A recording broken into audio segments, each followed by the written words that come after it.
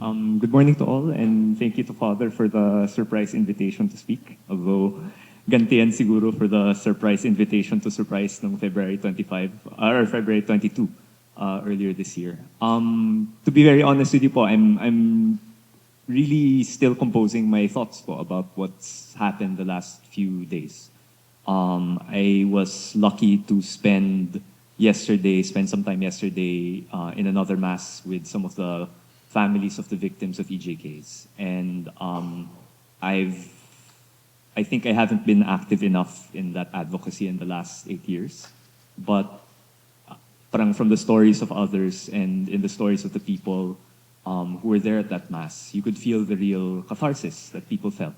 Na after so many years of injustice, so many years of crying out for justice and the silence that met them, they finally have an opportunity to have their stories heard by an impartial court that will decide without fear or favor on their cases. And I think that's something very meaningful. I've also made the interesting decision in the last 8 years not to unfriend anyone.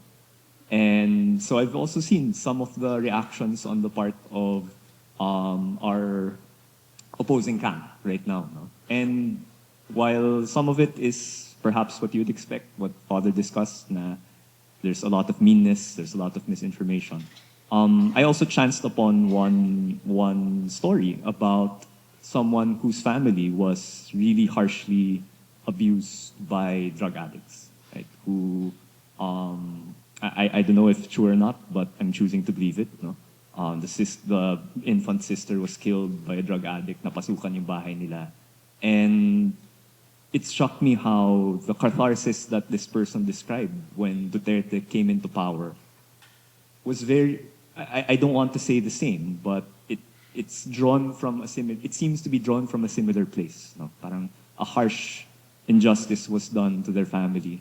And they saw in Duterte something that was an answer to it. No?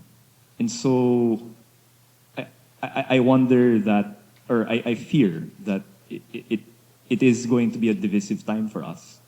And with humility, I think, while I'm very firm in my stand that Duterte needs to be brought to justice for bringing out this really harsh, this really evil thing that happened in this country for 6 years, I do also, with humility, I also recognize that we need an answer for all Filipinos, both those who were wronged by Duterte, harshly wronged by Duterte, and those who rightly seek justice from him.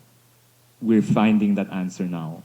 But I think those of us who believe in democracy, believe in that every life is important, I think we also need to find an answer for everyone. No? For those who we weren't able to find an answer for in the years prior to Duterte, those who were not able to seek justice and therefore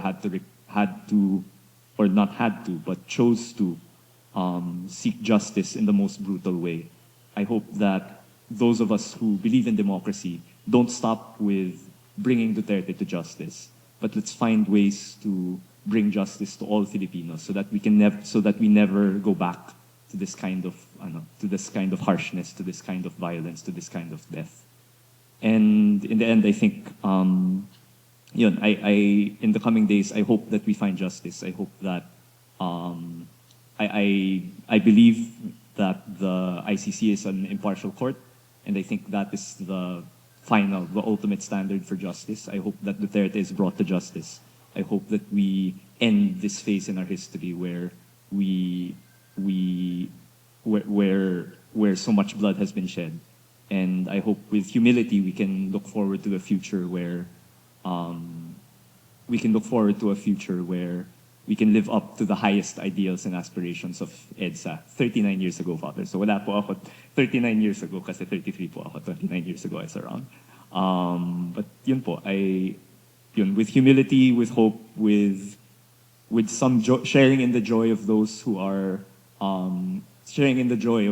victimized by Duterte, but also humbled by the shortcomings that we have to those who supported him. I look forward to justice unfolding. So thank you po.